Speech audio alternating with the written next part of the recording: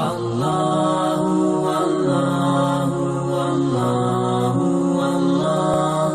اللہ اللہ۔ السلام علیکم ورحمۃ اللہ وبرکاتہ۔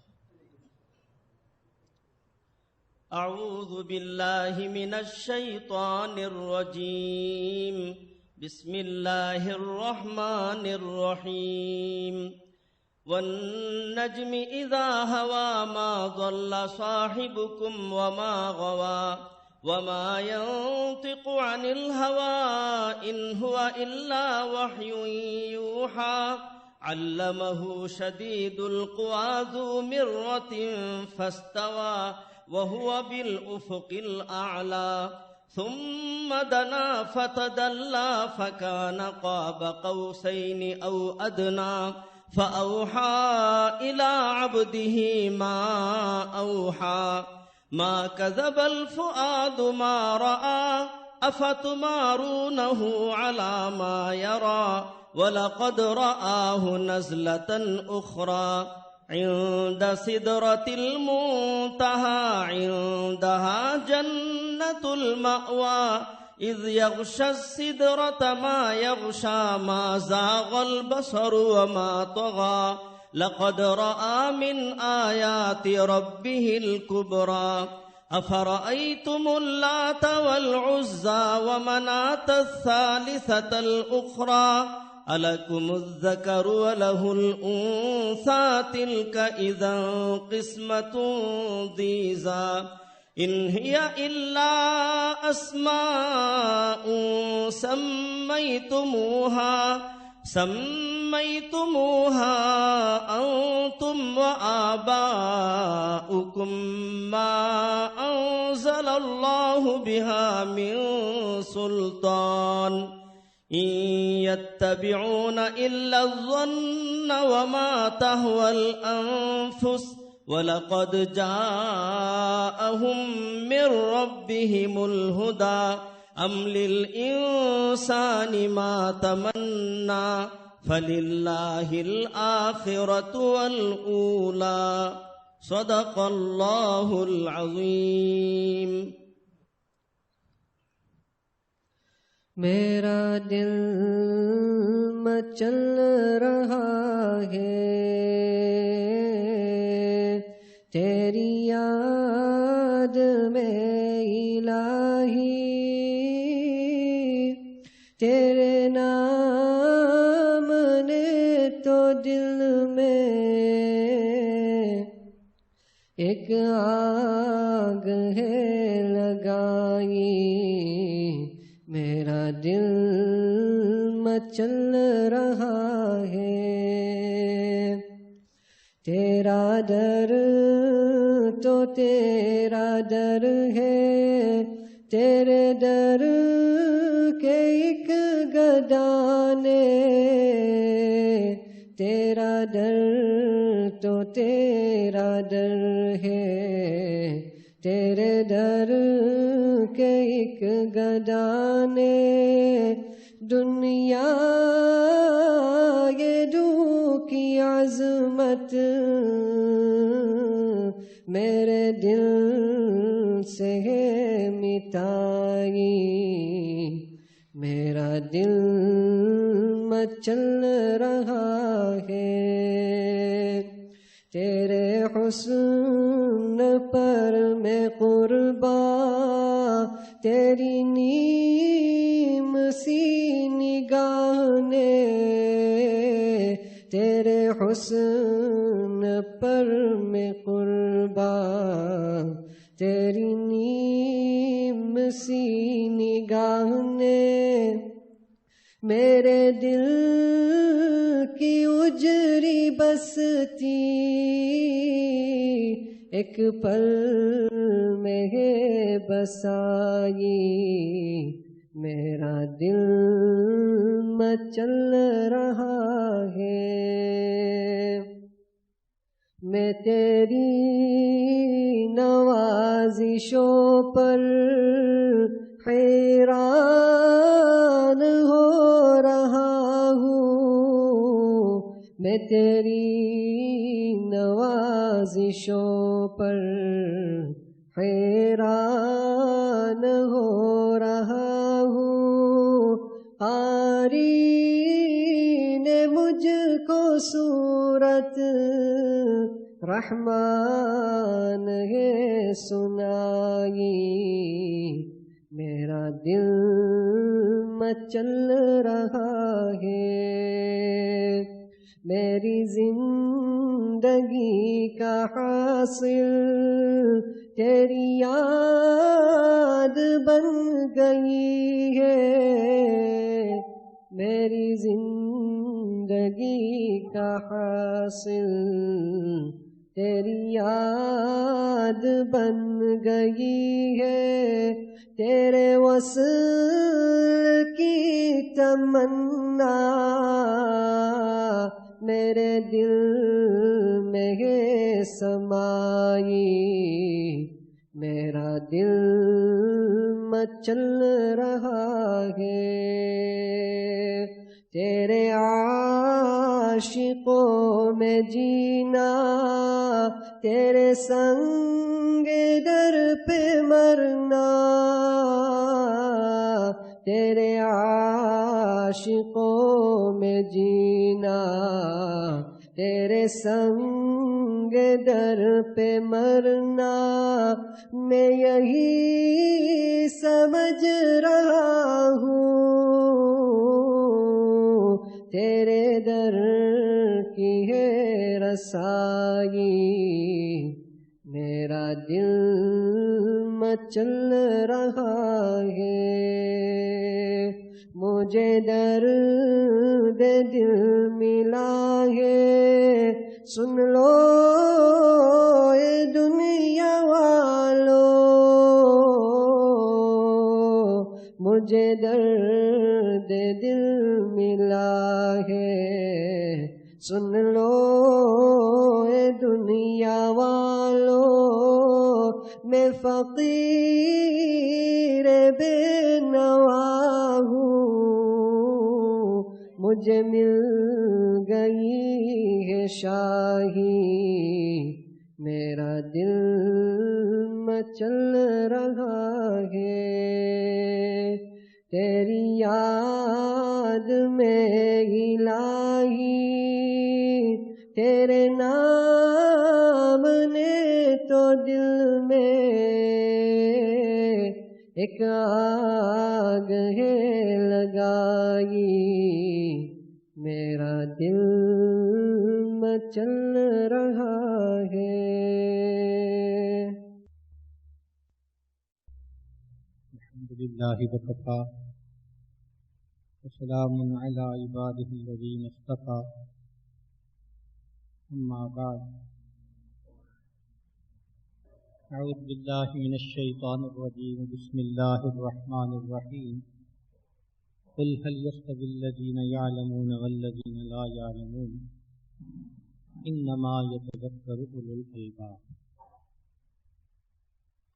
سبحان ربک رب العزة عما یصفون وسلام علی المرسلین والحمد للہ رب العالمین.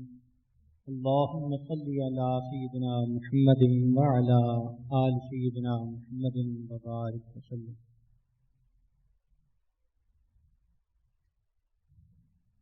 قرآن مجید کی آیت مبارکہ آج تراویح میں بھی پڑھی گئی. قل هل يستوي الذين يعلمون والذين لا يعلمون. اے میرے پیارے حبیب صلی اللہ علیہ وسلم آپ فرما دیجئے کیا علم والا اور بے علم برابر ہو سکتے ہیں؟ اس آیت مبارکہ میں 3 الفاظ بہت غور کرنے کے قابل ہیں. پہلا لفظ قل. عام طور پہ حکومتوں کا دستور ہوتا ہے کہ جب کوئی اعلان کروانا ہو تو اس کے لیے طریقہ کار ہوتا ہے. ادب با ملازہ ہوشیار. پھر بتایا جاتا ہے کہ یہ اب کاؤنٹی کی طرف سے ایک نیا حکم ہے. تو ایک طریقہ کار ہے سرکاری اعلان کرنے کا. قرآن مجید میں جہاں سرکاری اعلان کرنا ہو جہاں رولنگ دینی ہو اللہ رب العزت کل کا لفظ استعمال کرے. تو کل کا لفظ سنتے ہی متوجہ ہو بندہ کہ اب یہاں پر آداب شاہانہ کا خیال رکھنا ہے اور حکم خدا سن کر سر جھکانا. پھر اس کے بعد حل کا لفظ استفہام کے لیے آتا ہے کہ کیا علم والے اور بے علم برابر ہو سکتے ہیں. علامہ تفتازانی رحمۃ اللہ علیہ فرماتے ہیں کہ استفہام انکاری بعض اوقات توبیخ کے لیے آتا ہے.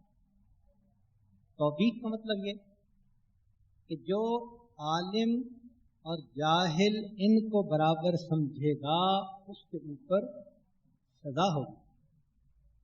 تو تم نے جرت کیسے کی عالم اور جاہل کو برابر سمجھنے کی؟ یہ برابر نہیں ہے. تیسرا لفظ ہے یعلمون، علم. اب یہاں یہ نہیں بتایا گیا کہ علم الادیان یا علم الابدان، مگر بتانے کی ضرورت ہی نہیں، اس لیے کہ بعض لفظ خاص ہوتے ہیں جو اپنے بارے میں خود اطلاع دے دیتے ہیں. جب بھی کوئی اللہ ٹوپی کی بات کرے گا تو بتانے کی ضرورت ہی نہیں کہ یہ ہاتھ پہ پہنی جاتی ہے، پاؤں پہ یا سر پہ. ہر بندہ جانتا ہے کہ ٹوپی سر پہ پہنی جاتی ہے. جوتوں کی بات ہوگی تو ہمیشہ پاؤں میں پہنے جاتے ہیں. اسی طرح جب بھی علم کی بات ہوگی قرآن میں تو اس سے علم دین مراد ہے. لہذا معلوم ہوا کہ عالم اور جاہل، علم والا اور بے علم یہ برابر نہیں ہو سکتے. رہ گئے دنیا کے علوم والے، تو ان کے بارے میں تو اللہ تعالیٰ فرماتے ہیں کہ لا یعلمون یعلمون ظاہرا من الحیات الدنیا وہم عن الآخرۃ ہم غافلون. دین کا علم اللہ کے ہاں بڑا عزت والا. چنانچہ فرمایا خیرکم من تعلم القرآن وعلمہ، تم میں سب سے بہتر وہ ہے جو قرآن پڑھے اور پڑھائے. یعنی اگر بھلائی کو دیکھنا ہوگا، بہتری کو دیکھنا ہوگا تو جو قرآن پڑھنے والا یعنی طالب علم وہ سب سے اعلیٰ. مگر یہاں ایک نکتے کی بات ہے کہ یہاں پڑھنے کو پڑھانے پر مقدم کیا گیا. تعلم القرآن وعلمہ. اس کی وجہ یہ ہے کہ ترتیب بھی یہی ہے، پہلے آدمی جو سیکھتا ہے اس کے بعد سکھاتا ہے. اس لیے پڑھنے کو پہلے مقدم رکھا، پھر اس کے بعد پڑھانے کو. لیکن خیریت میں یہاں محسوس ہوتا ہے کہ طالب علم کو مقدم کیا گیا ہے پڑھانے والے کو. اس کی یہ وجوہات ہیں کہ طالب علم کو سفر کرنا پڑتا ہے، قربانی دینی پڑتی ہے. پڑھانے والے کو تو سہولتیں بھی ہوتی ہیں، تنخواہ بھی ہوتی ہے، کچھ نہ کچھ اس کے ساتھ سپورٹ بھی ہوتی ہے. اور پڑھنے والے کے پاس تو کچھ بھی نہیں ہوتا، تو اللہ توکل اپنے گھر سے نکل پڑتا ہے. کیونکہ پڑھنے والے کا مجاہدہ زیادہ ہوتا ہے، اس لیے اللہ رب العزت نے خیریت کا تذکرہ کرتے ہوئے اس کو مقدم کروایا. تو دین کا سیکھنا اللہ رب العزت کے ہاں اتنا محترم بشان عمل. اس لیے ہمیں چاہیے کہ پوری زندگی طالب علم بن کر رہے. فرمایا قل رب زدنی علما، اے میرے پیارے حبیب صلی اللہ علیہ وسلم فرما دیجئے اللہ میرے علم میں اضافہ فرما دیجئے. یہ زیادت فی العلم پوری زندگی سے. کوئی آدمی ایسے درجے پہ نہیں پہنچ سکتا کہ جہاں وہ کہے مجھے اب مزید علم کی ضرورت نہیں. جب اللہ کے پیارے حبیب صلی اللہ علیہ وسلم علم الاولین والآخرین جن کو عطا کیا، جن کے بارے میں فرمایا وَعَلَّمَكَ مَا لَمْ تَكُنْ تَعْلَمْ وَكَانَ فَضْلُ اللَّهِ عَلَيْكَ عَظِيمًا. اللہ کا آپ پر بڑا فضل. تو یہ فضل کیا تھا؟ یہ علم ہی تھا، یہ معرفت ہی تھا. اور ان کو فرمایا کہ آپ فرما دیجئے کہ اللہ میرے علم میں اضافہ فرما. اب دل میں سوال پیدا ہوتا ہے کہ یہ انسان کا علم بڑھے کیسے؟ پوری زندگی کا کام ہے. یہ وہ پیاس ہے جو کبھی نہیں بجھتی، یہ وہ بھوک ہے جو کبھی نہیں بجھتی. حدیث پاک میں فرمایا منہومان لا یشبعان، دو بھوکے ایسے ہیں جن کی بھوک نہیں مٹتی، دو حریص ایسے ہیں۔ عمومی طور پر تو حرص بری چیز ہے، مگر مقصود پر منحصر ہے۔ اگر دنیا کی حرص ہے تو بری، اور اگر دین کے علم کی حرص ہے تو پھر محمود کہی جائے گی۔ مگر یہ ایسی پیاس ہے جو نہیں ہوتی۔ علامہ انور شاہ کشمیری رحمۃ اللہ علیہ کے بارے میں حضرت عثمانی رحمۃ اللہ فرماتے ہیں کہ آخری ایام میں بیماری بھی تھی، نقاہت بھی تھی، تو چارپائی کے اوپر کتاب رکھی ہوئی ہے اور اوپر ذرا ہو کر مشکل میں تھوڑی روشنی کے اندر اس کو پڑھ رہے ہیں۔ اس تکلیف کو دیکھ کر میں نے کہا کہ حضرت وہ کون سا اشکال ہے جو اس عمر میں آ کے ابھی آپ کو حل نہیں ہوا؟ پھر دوسری بات کہ اگر کوئی کام ہے تو ہم شاگرد ہیں کس کام کے، ہمیں حکم فرما دیجیے۔ آپ اس بیماری میں اتنی تکلیف اٹھا رہے ہیں اور روشنی بھی تھوڑی اور اتنی مشقت سے پڑھ رہے ہیں، آپ لیتے ہیں آرام سے، کیوں مطالعہ کر رہے ہیں؟ تو حضرت کشمیری رحمۃ اللہ نے دیکھا اور ٹھنڈی سانس بھر کے کہا کہ اس پیاس کا میں کیا کروں جو بجھنے والی ہے۔ یہ علم ایسی پیاس بجھتی زندگی بھر یہ پیاس رہتی ہے، اور جتنا انسان آگے بڑھتا ہے اور آگے بڑھنے کو جی چاہتا ہے۔ وفی ذالک فلیتنافس المتنافسون۔ ہمارے اکابر روزانہ سینکڑوں صفحات کتابوں کے پڑھا کرتے ہیں۔ آج کون سا طالب علم ہے جو دورہ کرنے کے بعد از خود بخاری شریف کا مطالعہ کرتا ہے؟ ہاں پڑھانی ہو تو الگ بات ہے، مگر از خود مطالعہ کرنا، ہمارے اکابر تو جیسے قرآن پاک کا مطالعہ کرتے تھے، بخاری شریف کا مطالعہ بھی اسی طرح ان کی زندگی میں رہتا تھا۔ حدیث پاک کو اس طرح وہ پڑھا کرتے تھے۔ تو یہ شوق آج دلوں کے اندر نہیں جو ہونا چاہیے، اس کو بڑھانے کی ضرورت ہے۔ یہاں پر ایک نقطہ آپ کی خدمت میں عرض کر دیا جائے کہ علم بڑھتا ہے دو طرح سے، ایک کثرت مطالعہ، لیکن اس سے انسان میں تبحر علمی آتی ہے۔ بحر کا لفظ بولا جاتا ہے سمندر کے لیے، اور آپ جانتے ہی ہیں کہ سمندر کی چوڑائی بہت زیادہ، پھیلاؤ تو ہزاروں میل اور گہرائی 100 میل بھی نہیں ہو سکتی۔ تو بحر کا لفظ بولا گیا، پھیلاؤ زیادہ، گہرائی تھوڑی۔ تو تبحر علمی کہتے ہیں جس بندے کے پاس الفاظ کا علم ہو، معانی کا علم ہو، علم کا پھیلاؤ بہت ہو، وہ گہرائی ویسی جاؤ۔ یہ کثرت مطالعہ سے مل جاتی ہے۔ جو بندہ بھی خوب پڑھے گا یہ تبحر علمی اس کو حاصل ہوگا۔ ایک ہے علم کے اندر عمق حاصل ہونا، گہرائی حاصل ہونا۔ صحابہ رضی اللہ عنہم کے بارے میں فرمایا اعمقہم علما، ان کا علم گہرا تھا، وسعت نہیں تھی علم کی اتنی۔ حیرت کی بات تو یہ ہے کہ بعض صحابہ تابعین سے فتویٰ پوچھا کرتے تھے، تو وسعت اتنی نہیں تھی، مگر علم کی گہرائی اتنی تھی ان کے پاس کہ ان کے علم کی گہرائی میں کوئی ان کے ساتھ قریب نہیں پہنچ سکتا۔ یہ عمق جو ہے یہ تقویٰ سے ہے۔ تو یہ دو الگ الگ چیزیں ہیں۔ جتنا وسعت مطالعہ ہوگا اتنا تبحر علم، اتنی معلومات زیادہ۔ جو بات چھیڑ دیں اسی پہ بات سن لیں، اسی کا جواب لے لیں۔ ایک ہے علم کی گہرائی، اس کا تعلق تقویٰ کے ساتھ۔ چنانچہ وسعت مطالعے والے بندے کو اگر تقویٰ نہیں تو چیزوں کا علم تو ہوگا، آیات کی معانی کا علم تو ہوگا، یہ پتہ نہیں ہوگا کہ اللہ تعالیٰ مجھ سے چاہتے کیا ہیں، یہ پتہ نہیں ہوگا۔ یہ کیسے پتہ چلے؟ اس کے لیے تقویٰ کی ضرورت ہے۔ چنانچہ جتنے حضرات کے اندر تقویٰ رہا، علم کی گہرائی ان کے پاس ہوتی ہے۔ کسی نے حضرت گنگوئی رحمۃ اللہ علیہ سے پوچھا کہ حضرت یہ کیا معاملہ ہے، آپ علماء حضرات باتیں کرتے ہیں تو نتیجہ کبھی ٹھیک نکلتا ہے، کبھی قریب نکلتا ہے، اور حاجی صاحب جب بھی بات کرتے ہیں نتیجہ پکا۔ حضرت گنگوئی رحمۃ اللہ علیہ نے فرمایا کہ اس کی ریزن یہ ہے کہ حاجی صاحب کو ان کے تقوی اور ذکر کی وجہ سے جو مقصود ہے وہ پہلے وارد ہوتا ہے، جو اصل مقصود ہے وہ دل میں پہلے اترتا ہے، پھر اس کے دلائل مل جاتے ہیں، اس لیے وہ جب بات کرتے ہیں پکی ہوتی ہے۔ اور ہم لوگوں کے پاس پہلے دلائل ہوتے ہیں، نتیجہ ہم نکالتے ہیں، کبھی 100% ٹھیک نکال لیا، کبھی قریب جا کر پڑ گئے۔ چنانچہ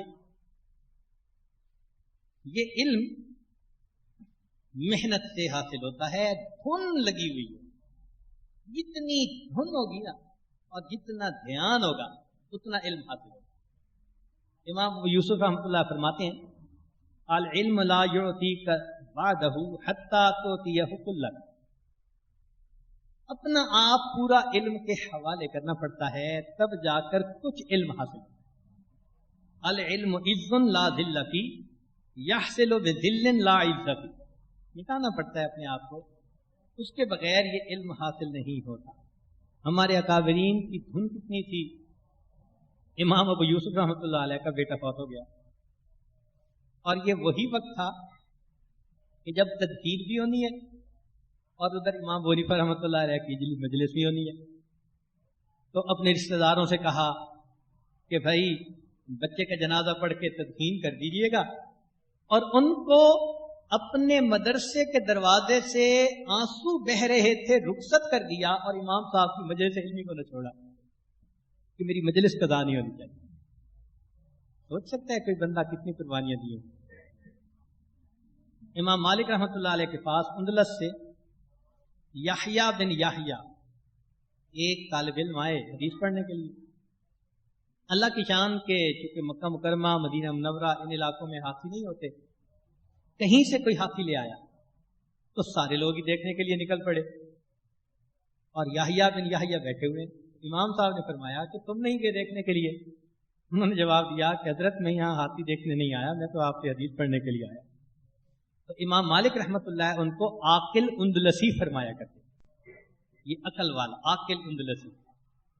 اس سے اندازہ لگائیے کہ کتنی وحدت مطلب ان کو حاصل، ہر طرف سے ہٹ کٹ یکسو ہو کر وہ علم حاصل کرتے تھے۔ پھر اللہ نے ان کو علم اتنا دیا کہ امام محمد رحمۃ اللہ علیہ کی کتاب سیر کبیر کو پڑھ کر ایک فرنگی نے کہا کہ ھذا محمدکم الصغیر فکیف محمدکم الکبیر، کہ چھوٹے محمد کے علم کا یہ حال ہے تو پھر بڑے محمد کے علم کا کیا حال ہے۔ بقدر القد تکتسب المعالی ومن طلب العلا سہر اللیال، بلندیاں چاہتا ہے پھر راتوں کو جاگنا پڑتا ہے۔ تدوم العز ثم تنام لیلا، تو چاہتا ہے کہ تجھے عزتیں ملیں اور رات کو تو سو جاتا ہے۔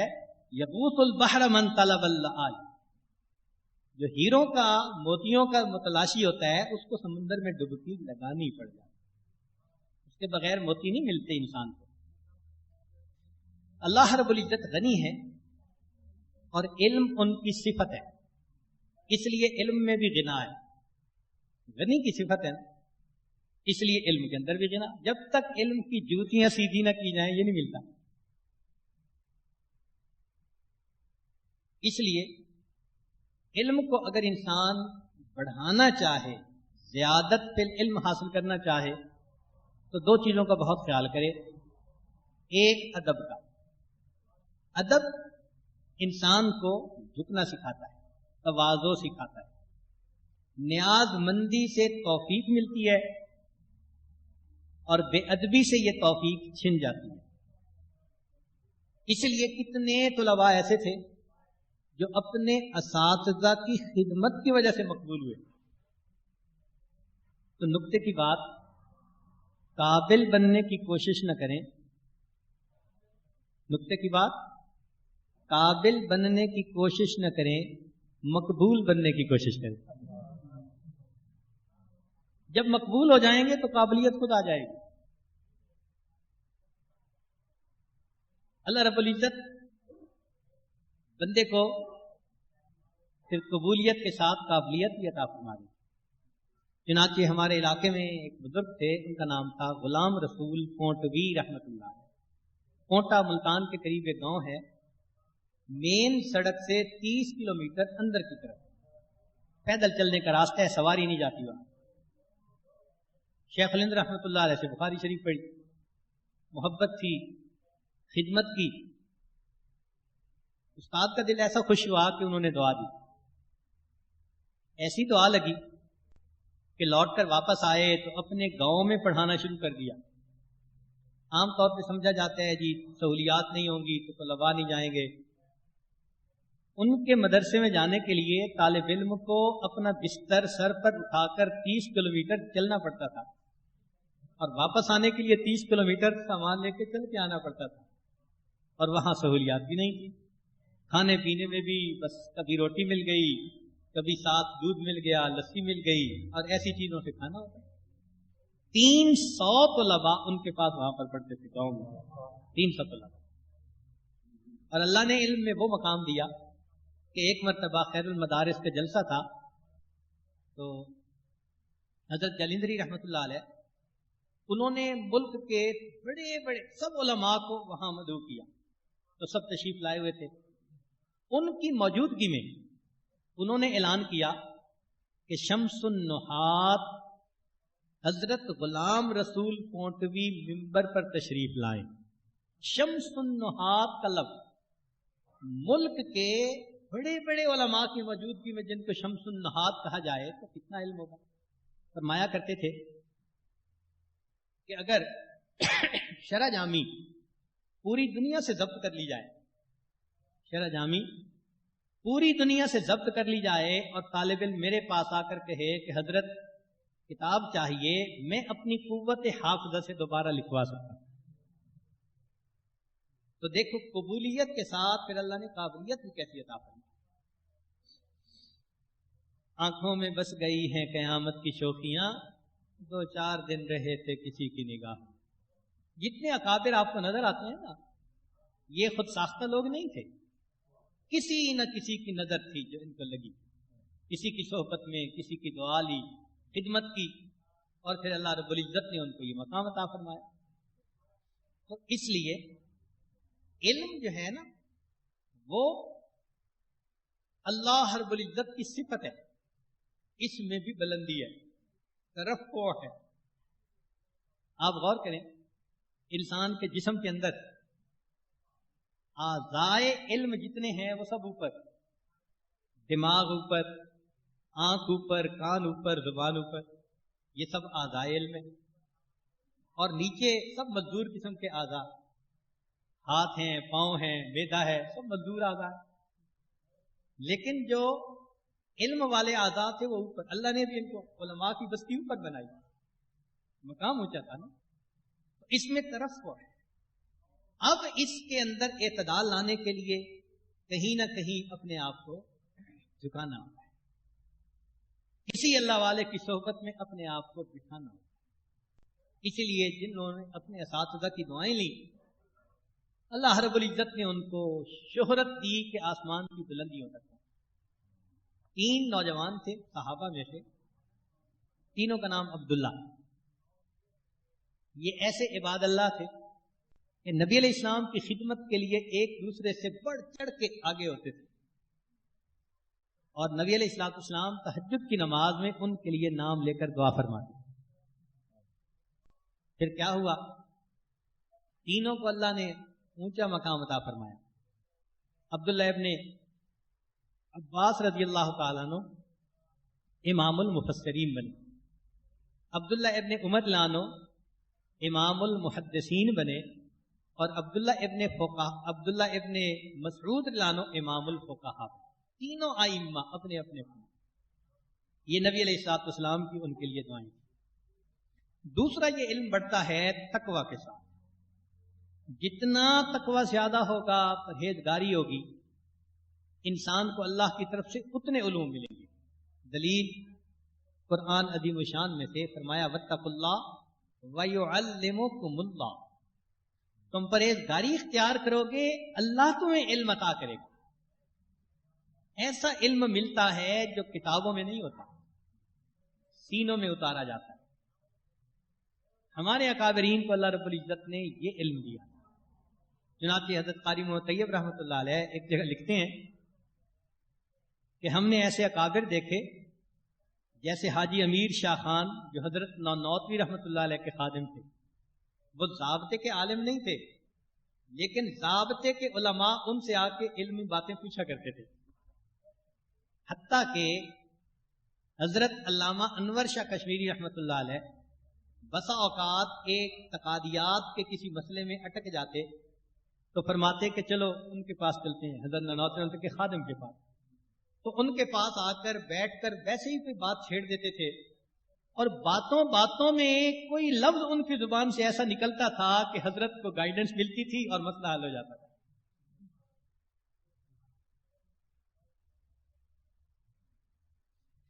حضرت نانوتوی رحمۃ اللہ علیہ کا ایک عجیب قول ہے. فرمایا کرتے تھے کہ لوگ حضرت حاجی صاحب سے بیعت ہوئے ان کے تقوی اور زہد اور عبادت کی وجہ سے. لوگ بیعت ہوئے حضرت حاجی امداد اللہ ماجد مکی رحمۃ اللہ علیہ سے ان کے زہد، ان کے تقوی، ان کی عبادت کی وجہ سے. اور فرمایا کرتے تھے کہ میں بیعت ہوا ان کے علم کی وجہ سے. اب یہ کون کہہ رہے ہیں؟ حضرت نانوتوی رحمۃ اللہ جبال العلم ان میں سے تھے. وہ فرماتے ہیں کہ میں علم کی وجہ سے بیعت ہوا. اور پھر انہوں نے یہی بات فرمائی کہ ان کے تقوی کی وجہ سے ان کے دل پر ایسے علوم وارد ہوتے تھے جو ٹھوس اور پکے ہوتے تھے اور ان تک پہنچنے کے لیے ہمارے لیے مشکل ہوتی. پھر فرماتے ہیں کہ مولانا محمد قلندر صاحب مشکات شریف کا درس دیتے تھے. ایک مرتبہ درس دیتے ہوئے کوئی بات ہوئی تو حضرت حاجی صاحب نے فرمایا مولانا یہ ایسے نہیں ایسے ہے. تو مولانا نے آگے سے توجیہ پیش کی، نہیں نہیں حضرت ایسے ہی ہے. خاموش ہو گئے. 2 دن کے بعد مثنوی شریف کا درس دے رہے تھے تو درس دیتے ہوئے پھر وہ پوائنٹ ان پر کھلا تو مولانا محمد قلندر صاحب جو تھے وہ حاجی صاحب کے پاس آئے اور آ کر معذرت کی، حضرت جو آپ نے کہا تھا بات وہی ٹھیک تھی. ایسا علم اللہ رب العزت نے عطا فرما دیا. اللہ کی شان دیکھیں، جتنے علماء دیوبند ہیں نا ان کے استاد ہیں مولانا مملوک علی استاد الکل کہلاتے ہیں. استاد الکل کہلاتے ہیں. زمانے طالب علمی میں ان کی قوت حافظہ اتنی کم تھی کہ استاد ان کو ہدایت نحو نہیں پڑھاتے. کہتے تھے یہ بہت غبی ہے، اس کو ہدایت النحو پڑھانا وقت ضائع کرے. استادوں کے پاس جاتے تھے، پڑھاتا کوئی نہیں تھا. اس پریشانی کے عالم میں مولانا مملوک علی رحمت اللہ علیہ حضرت شاہ عبد العزیز رحمت اللہ علیہ کے پاس دہلی پہنچے اور ان کے سامنے جا کر روئے، حضرت طالب علم ہوں، استاد پڑھانے کے لیے تیار نہیں ہوتا کہ ہم کیا تمہارے اوپر وقت ضائع کریں. حضرت کو رونا پسند آ گیا. حضرت نے کہا کہ اچھا پھر ایک سبق میں تمہیں پڑھاؤں گا. ایک سبق پڑھایا. تقویٰ ان کے دل میں یوں سمجھیں کہ اپنی توجہ سے ڈال دیا، ان کو سکھا دیا. اور پھر ان کو جو بھیجا ان کی زندگی میں ایسی تبدیلی آئی کہ ہر بندہ پڑھانے کے لیے تیار. اتنے علوم ملے کہ اکابر علماء دیوبند کے استاد الکل بنے. تو تقویٰ سے پھر یہ گہرائی انسان کو حاصل ہوتی ہے. اس لیے اس کو حاصل کرنا، اس کو اپنانا انتہائی ضروری ہے اور اس میں کوتاہی کرنا انتہائی برا. آج طلباء کتابیں تو وہی پڑھتے ہیں جو ہمارے اکابر نے پڑھی تھی. نہ سیاہ ستہ میں کوئی فرق ہے، نہ فقہ کی کتابوں میں کوئی فرق ہے، فنون کی کتابیں بھی وہی ہیں، مگر علم ایسا کیوں نہیں؟ تقویٰ میں. ان کا تقویٰ کچھ اور تھا جس وجہ سے ان کو عمق حاصل تھا علم. آج ہم کتابیں تو وہی پڑھ رہے ہوتے ہیں، عبارت بھی وہی پڑھ رہے ہوتے ہیں، لیکن ہمارے اندر گہرائی نہیں ہوتی. بس ہمیں الفاظ اور ان کے کچھ معنی کو پتہ چل جاتا ہے. سطحی سا علم ہوتا ہے ہمارا، وہ معارف، وہ علوم ہمیں حاصل نہیں ہوتے. آج اس چیز کی ضرورت ہے کہ ہم زیادہ سے زیادہ تقوی کو حاصل کریں، چنانچہ اس تقوی سے تفقہ نصیب ہوتی ہے۔ اور حدیث پاک میں جو فرمایا گیا نا، فقیہ واحد اشد علی الشیطان من الف عابد، اس تفقہ سے یہی مراد ہے جو تقوی سے بندے کو ملتا ہے۔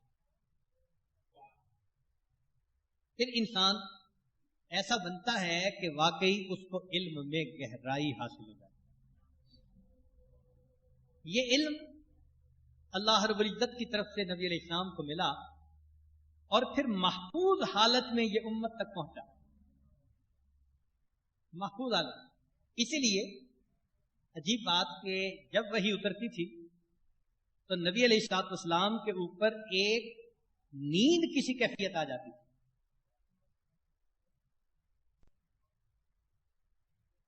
یہ کیوں تھا؟ اس کے پیچھے راز ہے۔ ظاہری حواس کو معطل کر دیا جاتا تھا تاکہ جو علم عطا ہو رہا ہے اس میں کوئی ملاوٹ نہ ہو سکے۔ چنانچہ ایک دفعہ مسئلہ چھڑا کہ ایک شخص کو خواب میں نبی علیہ السلام کی زیارت ہوتی ہے اور ایک شخص کو رویت میں، مشاہدے میں، جیتے جاگتے نبی علیہ السلام کی زیارت ہوتی ہے۔ تو کون سی بات افضل ہے؟ تو بہت سارے لوگ کہنے لگے جی کہ جیتے جاگتے زیارت تو بڑی افضل بات ہے۔ حضرت ثانی رحمۃ اللہ نے فرمایا نہیں، سوتے میں زیارت افضل ہے۔ انہوں نے پوچھا کہ حضرت کیسے؟ فرمایا اس لیے کہ جاگتے میں اپنی ملاوٹ کا شبہ ہو سکتا ہے، نیند میں حواس معطل ہوتے ہیں، اس لیے رویت کے اندر کوئی شک نہیں ہوتا۔ تو اس لیے نبی علیہ الصلوۃ والسلام کو جو علم ملا وہ محفوظ، کہ ظاہری اعضاء کی وجہ سے بھی کوئی چیز شامل نہ ہو پائے، حواس کو معطل فرما دیا۔ پھر وہ جو کیفیت ہٹتی تھی تو نبی علیہ الصلوۃ والسلام پھر قرآن پاک کی آیات پڑھنا شروع فرما دیتے تھے، اِنَّ عَلَيْنَا جَمْعَهُ وَقُرْآنَهُ ثُمَّ إِنَّ عَلَيْنَا بَيَانَهُ۔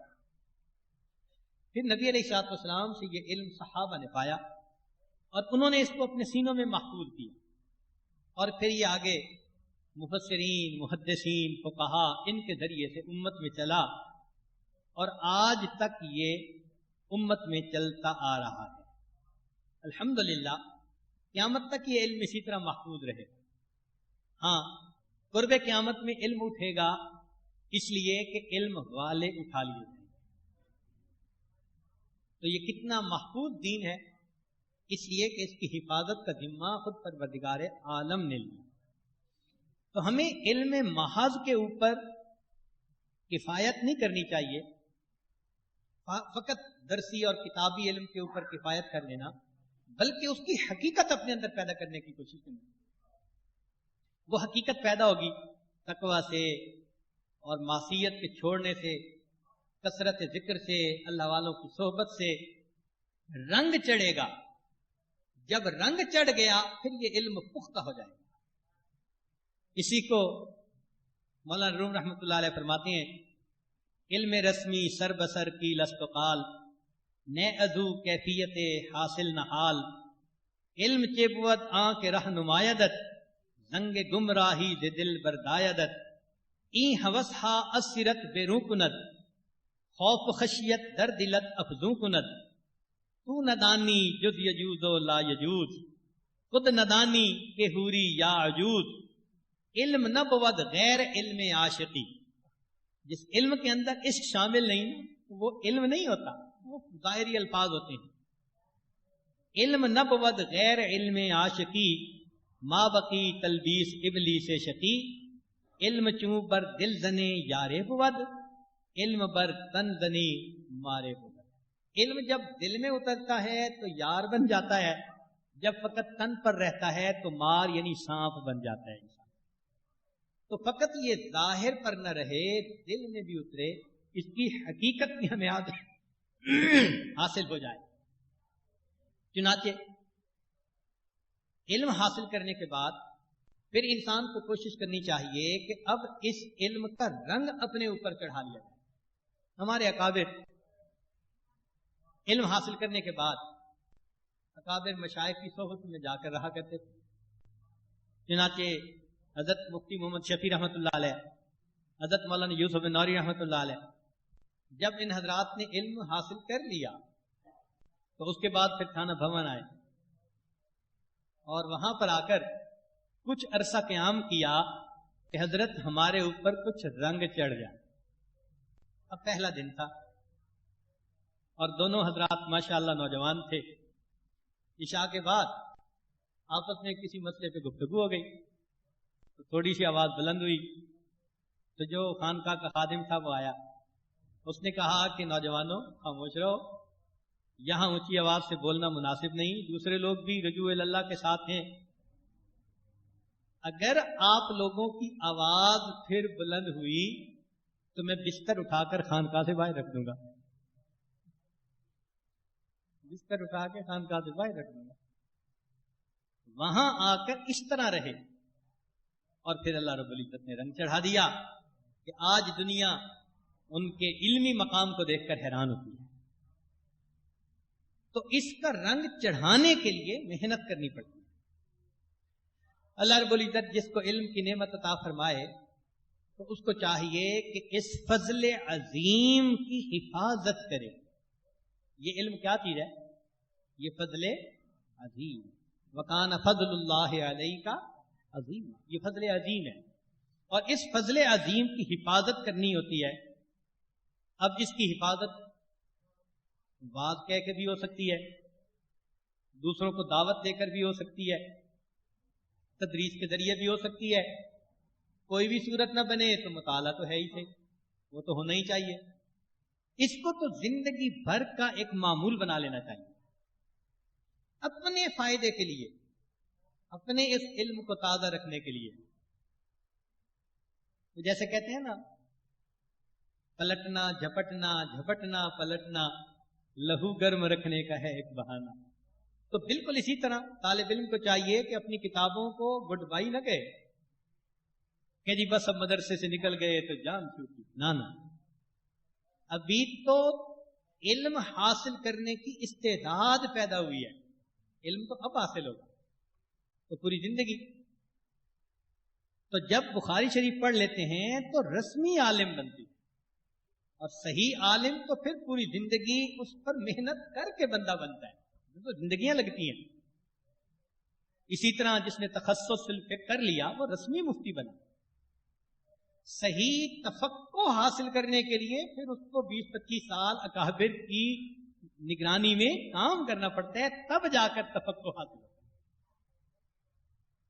اس لیے یہ فضل عظیم اللہ جس کو عطا فرما دے اس کو چاہیے کہ اس کی حفاظت کی کوشش کرے.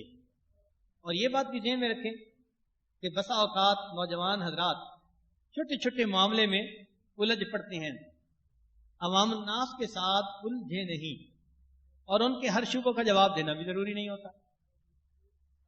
آپ دیکھیں نا کہ جو بندے کو بہت زیادہ اشکالات ہیں اس کی بیماری کو ڈائیگنوز کریں. بیماری کیا ہے؟ محبت الہی کی کمی. یہ جو اعتراض اگلا کر رہا ہے نا طالب علم یا دوسرا، یہ اعتراضات بنیادی طور پہ کس بیماری کی وجہ سے ہو رہے ہیں؟ اس کے دل میں محبت الہی کی کمی. یہ بیماری ڈائیگنوز کر کے اب اس کو اہل حب کے پاس بھیجے. اس کے شبہات کا جواب نہ دیں. ایک دیں گے تو 2 اور آ جائیں گے، 2 دیں گے تو 3 اور آ جائیں گے. تو کہاں تک دیتے پھریں گے؟ اس کا طریقہ یہ ہے کہ بیماری کو ڈائیگنوز کر کے اس کو محبت والوں کے پاس بھیجیں. چند دن یہ وہاں جا کر رہے گا، خود بخود اس کے طبیعت کے اندر انشراح پیدا ہو جائے. حضرت سید سلمان ندوی رحمۃ اللہ علیہ حضرت تھانوی رحمۃ اللہ کے پاس آئے تو حضرت تھانوی رحمۃ اللہ نے یہی بات کی کہ آپ میرے پاس ٹھہرے مگر آپ نے بات نہیں کرنی. خاموش. بس اس خاموشی میں سارے عقدے حل ہو گئے. ہمارے حضرت رحمۃ اللہ علیہ کی خدمت میں جانے کے لیے بسا اوقات کئی علماء کہتے تھے ساجد کو کہ ہم آپ کے ساتھ جائیں گے اور ہم نے آپ کی حضرت سے تصوف کی بڑی باتیں پوچھنی ہیں. تو یہ عاجز عرض کرتا تھا ہاں بہت اچھا ضرور پوچھنا. جیسے ہی جا کے حضرت کا چہرہ دیکھتے تھے سب اعتراض ختم ہو جاتے تھے. اے لکھائے تو جواب ہر سوال، اے لکھائے تو جواب ہر سوال، بات مشکل حل شود بے کیلو کا. بے کیلو کال سب مشکلیں آسان ہو جاتی. اس لیے عوام الناس سے ان کے شبہات پر کسی بات پر الجھنے کی ضرورت نہیں ہے. اور آج تو کچھ لوگ جو ہیں وہ ماشاءاللہ شوق ہی ان کا یہی ہے کہ قرآن پاک سے سائنس ثابت کرو. نیا شوق چڑھ گیا ان کو، نیا دور، نیا زمانہ. قرآن پاک کی آیتوں سے ثابت کرتے ہیں کیا؟ سائنس کو ثابت کر رہے ہیں. بھائی قرآن پاک کتاب ہدایت ہے، اصول ہدایت اس سے حاصل کریں. سائنس کی کیا باتیں اس سے ڈھونڈتے پھرتے ہیں؟ ز عشق ناتمام ما جمال یار مستغنیس بآب و رنگ و خال و خط کی حاجت روئے زیبارہ. خوبصورت چہرے کو نوک پلک سنوارنے کی کیا ضرورت ہے؟ یہ ایسا کامل دین ہے، اب ہمیں اس سے سائنس ثابت کرنے کی کوئی ضرورت نہیں. اس کی حقانیت مسلم. اس کا علم حاصل کر کے، اس کے اوپر عمل کر کے انسان اپنے آپ کو اللہ کے ان بندوں میں شامل کرے جو گناہوں سے پاک زندگی گزارتے ہیں. اسی لیے جب تقویٰ ہوگا تو پھر مدرسہ بنے گا دار العلم. تقویٰ ہوگا تو مدرسہ کیا بنے گا؟ دار العلم. اور اگر تقویٰ نہیں ہوگا تو مدرسہ بنے گا دار علم. دار فارسی کا، فارسی میں دار کس کو کہتے ہیں؟ پھانسی کو. تو علم کا پھانسی گھر بنے گا. تقویٰ جو نہیں ہے، اگر طلباء کے اندر فسق و فجور ہوگا تو کہاں ان کو علم حاصل ہوگا؟ اس لیے جیسے جیسے علم بڑھے، تقویٰ اگر ساتھ بڑھے گا تو خشیت آتی جائے گی. اور یہ علم نافع ہے جو انسان کے اندر خشیت کو پیدا کر دیتا ہے. اللہ اکبر کبیرہ. علم کمال حاصل کرنے کے لیے تقوی و طہارت کی زندگی شرط ہے. آپ بتائیں کہ کوئی بھی ایسا آدمی جس سے اللہ نے دین کا کام لیا ہو، ان کی زندگیوں کو دیکھیں. تقوی ہوگا، خشیت ہوگی، عمل ہوگا، اخلاص ہوگا. یہ وہ خوبیاں ہوں گی جس کی وجہ سے اللہ رب العزت کے ہاں قبولیت بھی ہوگی. اس کے سوا تو قبولیت نہیں ہوتی. علم میں کامل بننا بڑا مشکل ہے، مگر ہمارے اکابرین کی یہ شان کہ اللہ نے ان کو علم کمال عطا فرمایا.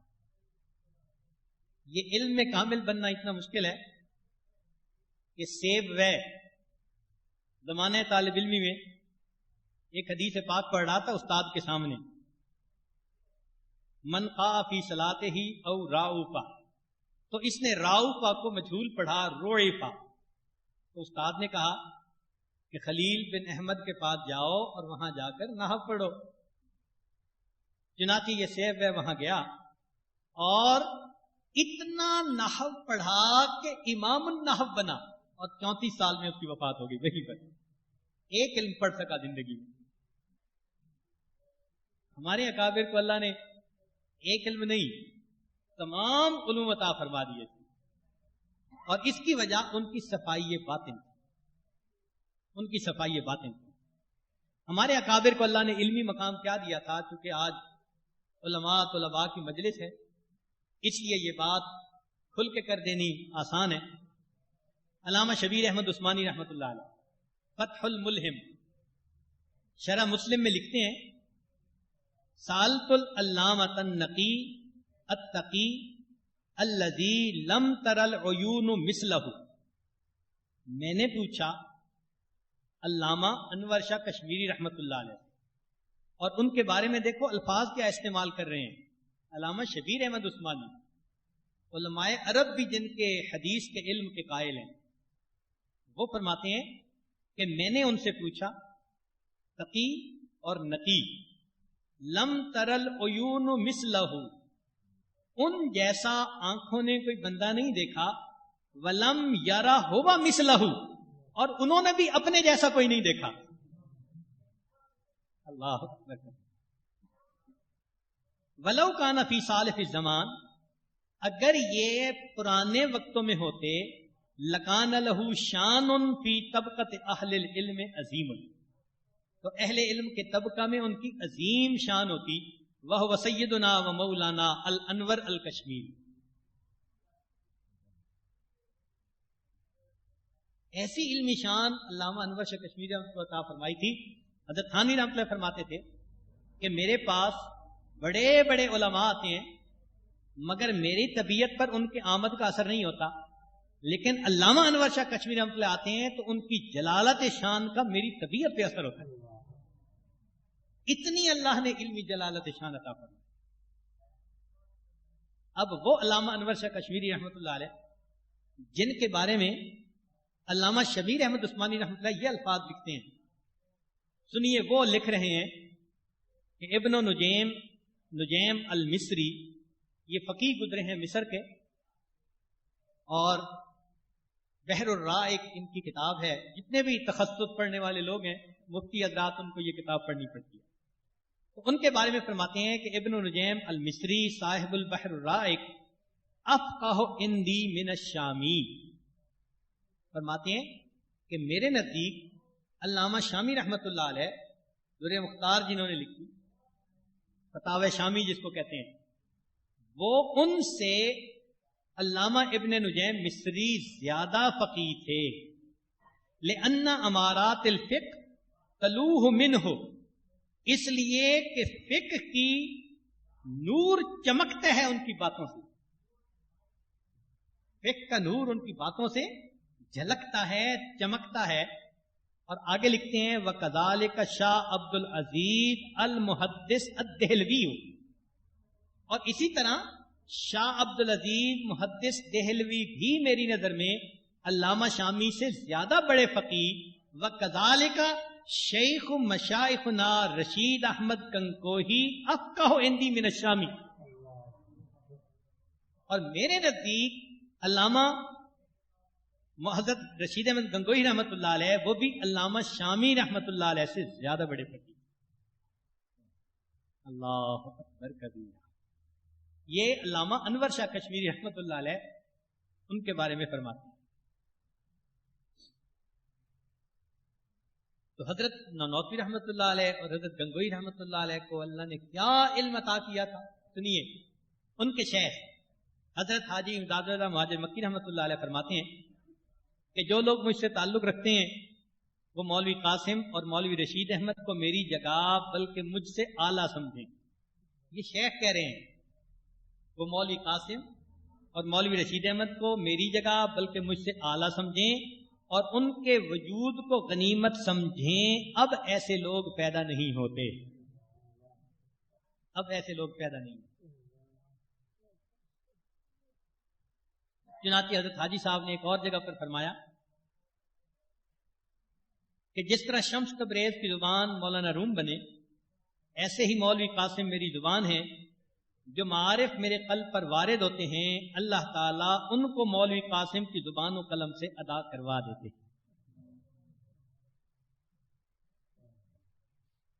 اب ایک بات اور سنیے.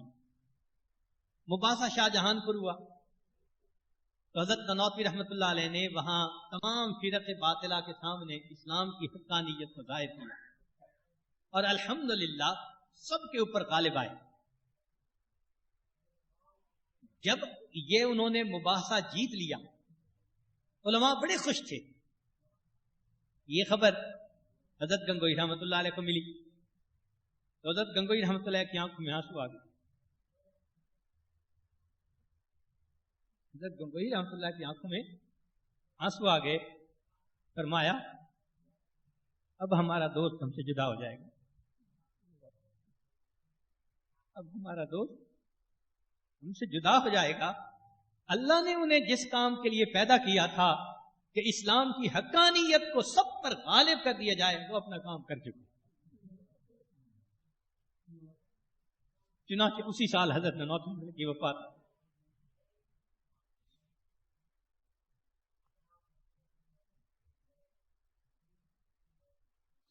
یہ علم تقوی کی وجہ سے، معصیت سے پرہیز اور اللہ رب العزت کی عبادت بڑی زندگی گزارنے سے انسان کو حاصل ہوتا ہے. اب یہ تو تھا حضرت نانوتوی رحمۃ اللہ کا مقام. سنیے حضرت گنگوئی رحمۃ اللہ علیہ کے بارے میں. سائیں توکل شاہ امبالوی رحمۃ اللہ علیہ وہ فرمایا کرتے تھے حضرت گنگوئی رحمۃ اللہ علیہ کے بارے میں کہ میں نے ان کو مجلس نبوی میں مسند افتاء کے اوپر فائز بیٹھے دیکھا ہے. یہ سائیں توکل شاہ امبالوی ان کے بارے میں فرمایا کرتے تھے حضرت گنگوئی رحمۃ اللہ علیہ. اور میاں عبد الرحیم ولایتی اس وقت ایک بزرگ تھے, وہ حضرت گنگوئی رحمۃ اللہ کے بارے میں فرماتے تھے کہ اس شخص کا قلم عرش الہی کو دیکھ کر چلتا ہے. یہ الفاظ, اس شخص کا قلم عرش الہی کو دیکھ کر چلتا ہے. حضرت مولانا فضل الرحمان گنج مراد آبادی رحمۃ اللہ علیہ بہت صاحب کشف بزرگ ہیں. اللہ نے ان کو اتنا کشف دیا تھا کہ ایک مرتبہ ان کو ملنے کے لیے مولانا عبد الحی آئے, جنہوں نے موتا امام محمد پہ حاشیہ لکھا. اتنے بڑے عالم, راستے میں قصر نماز پڑھنے کا کوئی معاملہ تھا. جب حضرت کے پاس پہنچے تو بڑا ڈانٹا کہ تم عالم بنے پھرتے ہو, یہ مسئلہ ایسے نہیں ایسے تھا. اور جیسے ہی انہوں نے کہا واقعی ایسے ہی معاملہ تھا. یعنی مولانا فضل الرحمان گنج مراد آبادی رحمۃ اللہ کا کشف ایسا تھا. صاحب تفسیر حقانی ملنے کے لیے آئے تو فرمایا کہ اچھا بتاؤ تم نے جمل اور ابل کا کیا ترجمہ کیا؟ انہوں نے کہا اونٹ. فرمایا کہ جمل کا مطلب موٹا رسا اور ابل کا مطلب بادل. یعنی ان کو اب کیسے پتا چلا کہ انہوں نے اپنی تفسیر میں کیا لکھا ہے؟ حضرت مولانا احمد علی سہارنپوری رحمۃ اللہ علیہ اکابر علماء دیوبند میں بہت ممتاز شخصیت گزرے ہیں. ایسے محدث سینکڑوں سال کے بعد پیدا ہوتے ہیں, اس لیے ان کا بخاری شریف کے اوپر حاشیہ وہ بہت معروف ہے. چنانچہ 25 پاروں کا حاشیہ حضرت مولانا احمد علی سہارنپوری رحمۃ اللہ نے لکھا اور آخری 5 پاروں کا حضرت نانوتوی رحمۃ اللہ نے مکمل کیا. جب وہ آئے تو مولانا فضل الرحمان گنج مراد آبادی رحمۃ اللہ نے فرمایا کہ مولانا یہ حاشیے پر آپ نے فلاں بات کیسے لکھی ہے؟ جب رجوع کیا تو واقعی وہاں کتابت کی غلطی تھی. اللہ نے ایسا کشف دیا تھا حضرت مولانا فضل الرحمان گنج مراد آبادی رحمۃ اللہ. اب ذرا سنیے کہ حضرت کا ایک خادم, مولانا فضل الرحمان گنج مراد آبادی کا ایک خادم حضرت گنگوئی رحمۃ اللہ کو ملنے کے لیے آیا. واپس جانے لگا تو حضرت نے خادم کو فرمایا کہ بھائی اپنے پیر صاحب سے کہنا خلق محمدی اختیار کریں اور ضبط سے کام لیں, کیونکہ حضرت ڈانٹ ڈپٹ کر دیا کرتے تھے آنے والوں کو. تو خادم کو کیا کہا کہ بھئی اپنے پیر سے کہنا کہ خلق محمدی اختیار کریں اور ضبط سے کام لیں. اب جب وہ خادم آیا تو حضرت نے پوچھا بھئی گئے تھے جہاں انہوں نے کیا کہا؟ تو پہلے تو وہ ذرا جھجکا, پھر اس کو بتانا پڑا.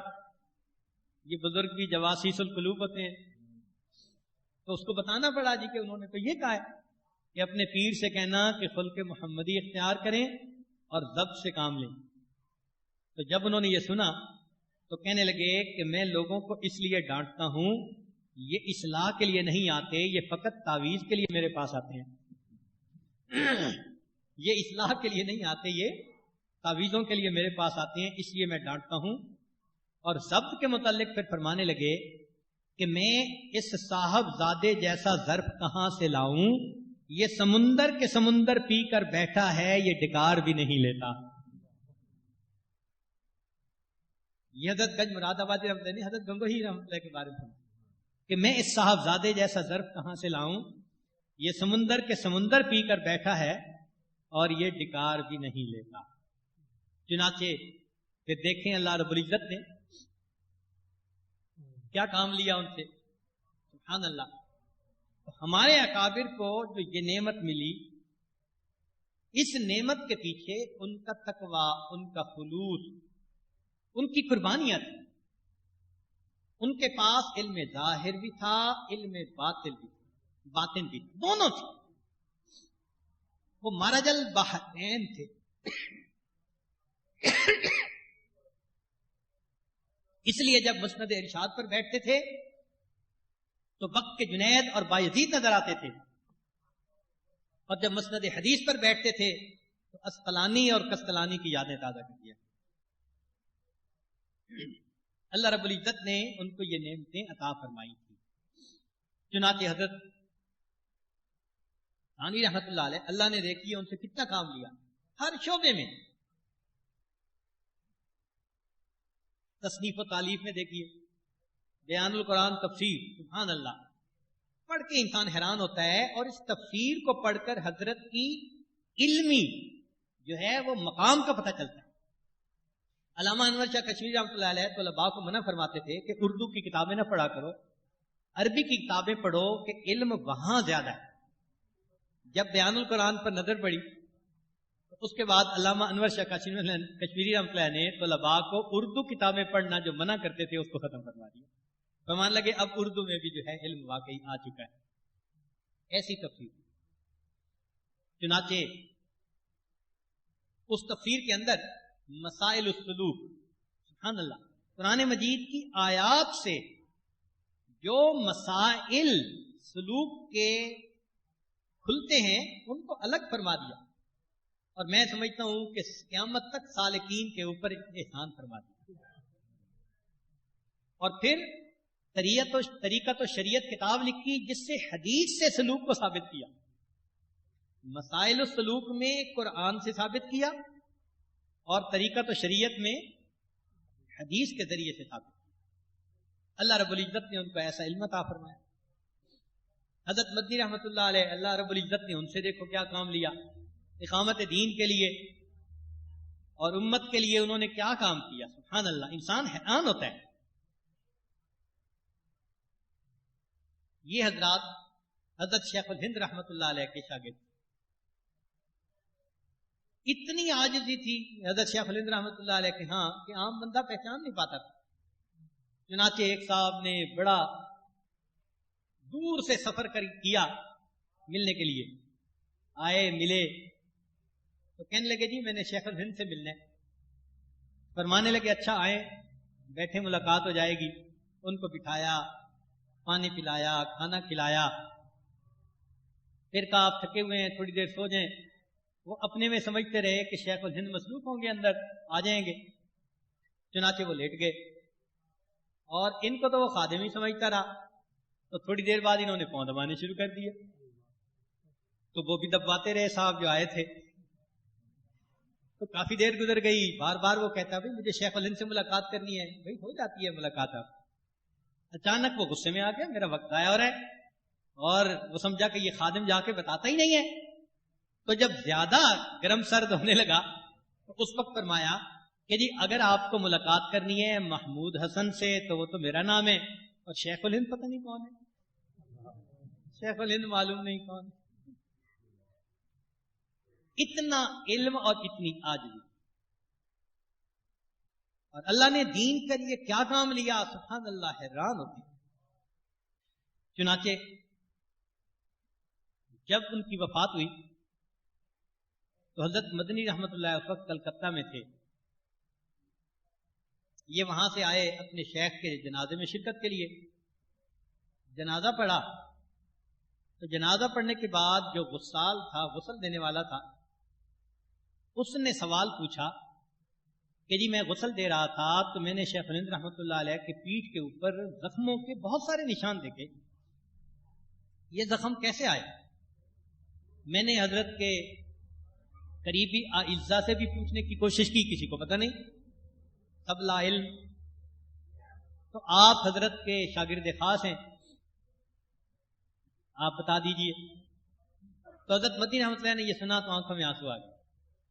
فرمان لگے کہ میرے شیخ نے مجھے حکمن منع فرمایا تھا کہ مت بتانا، تو زندگی میں تو میں بتا نہیں سکتا تھا، اب پردہ فرما چکے، اب میں بتاتا ہوں کہ جب مالٹا میں تھے تو وہاں پر فرنگی حضرت کے اوپر بہت زیادہ سختی کرتے تھے اور کہتے تھے کہ تم اتنا کہہ دو کہ میں تمہارے ساتھ ہوں، ہم چھوڑ دیں گے، اور حضرت کہتے تھے کہ میں ہرگز نہیں کہوں گا۔ تو وہ سختی کرتے تھے، بہت زیادہ، بہت سختی کرتے تھے.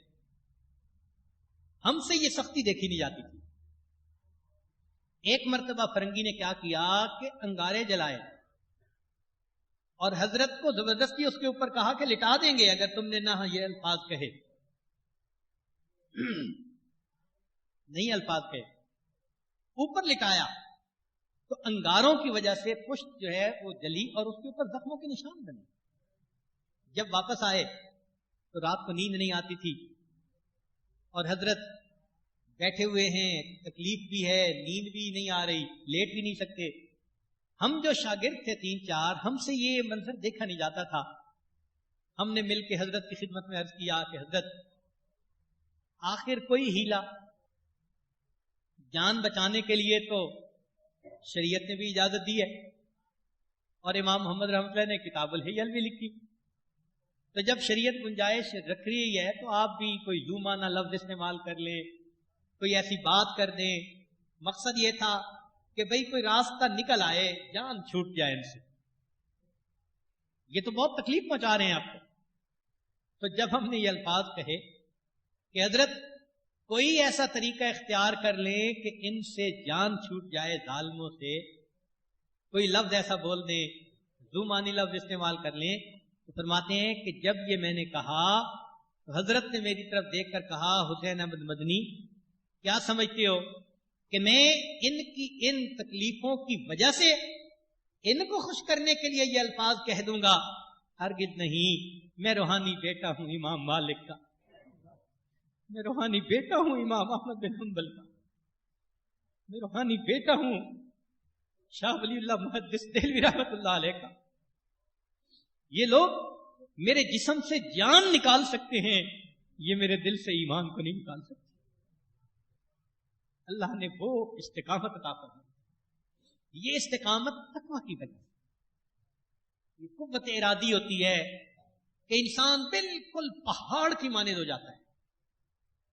چنانچہ حضرت مدنی رحمۃ اللہ فرمایا کرتے تھے کہ فرنگی نے جب بار بار ان کو تکلیفیں پہنچائیں تو تنگ آ کے کہا کہ اب میں نے پھانسی چڑھا دینا. تو جب ہم نے پھانسی کی خبر سنی تو فرماتے ہیں کہ ہم مطمئن ہو گئے کہ چلو اس تکلیف سے تو جان چھوٹے گی نا. لیکن جب حضرت شیخ الہند رحمۃ اللہ علیہ کو یہ الفاظ پہنچے کہ پھانسی چڑھانے کا ارادہ ہے تو کہنے لگے کہ حضرت کی آنکھوں سے آنسو تھمتے نہیں تھے، گریا تاری، رو رہے ہیں. اتنا بکا دیکھ کے حیران.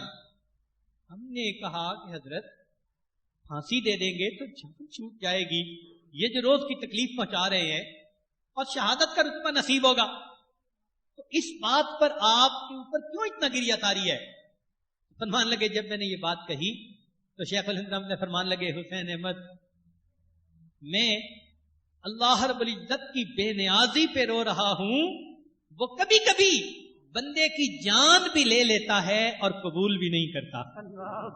مجھے اللہ کی بے نیازی رلا رہی ہے، مجھے اللہ کی بے نیازی رلا رہی ہے.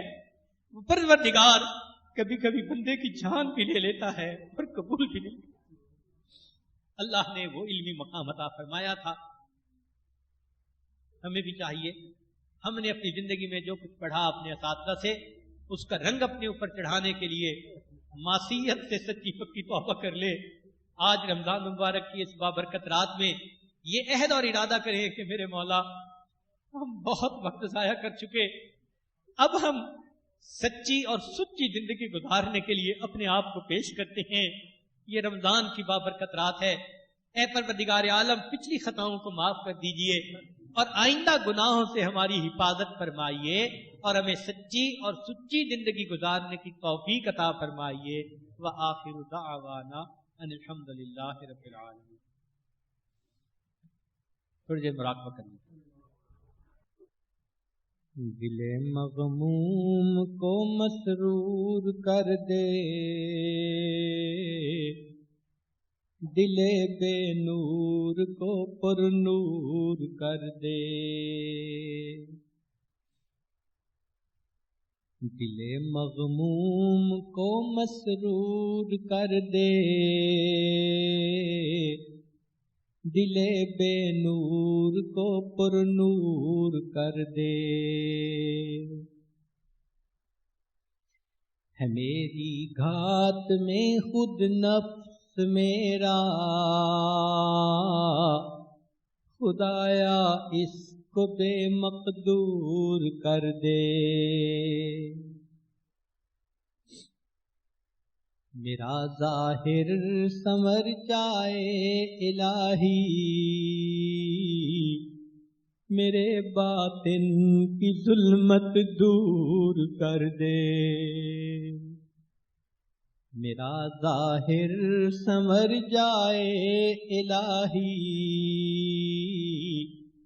میرے باطن کی ظلمت دور کر دے،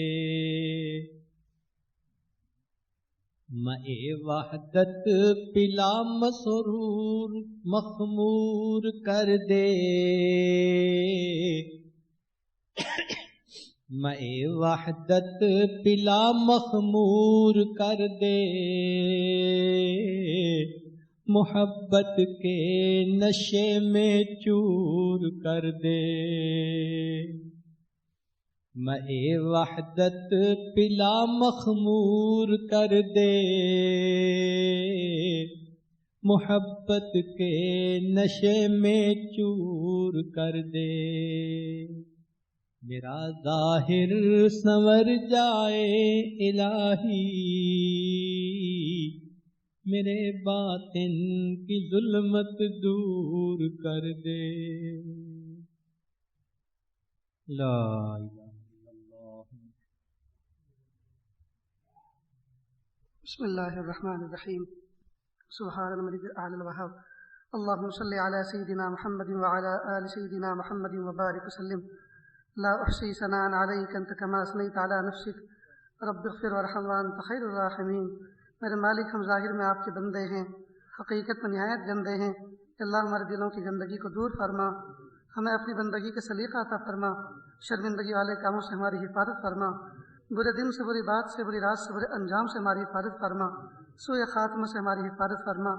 رب کریم، اس مبارک محفل کے اندر جن جبال العلم شخصیات کا تذکرہ ہوا، یا اللہ ہم آپ سے بھیک مانگتے ہیں، یا اللہ ان کی رات کی آہوزاری کے صدقہ سفیل، یا اللہ ہمیں مقام عطا فرما دیجئے، یا اللہ اس کی ایک جھلک عطا فرما دیجئے، ان کی روحانیت میں سے ہمیں کوئی شمع عطا فرما دیجئے۔